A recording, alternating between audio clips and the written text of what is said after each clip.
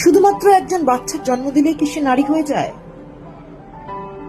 একজন পুরুষকে বিছানায়, ঘরে, সংসারে, মানে, অভিমানে, ভালোবাসায় পরিপূর্ণ করে তুললেই কি একজন নারী শুধুমাত্র একজন নারী হয়ে ওঠে? প্রসব যন্ত্রণা, পিরিয়ডস বা রজস্রাব, এগুলোই কি নারী হয়ে ওঠার প্রকৃত সংজ্ঞা? আচ্ছা, শুধুমাত্র যৌনাঙ্গের বিচারেই কি একজন নারী নারী হয়ে ওঠে?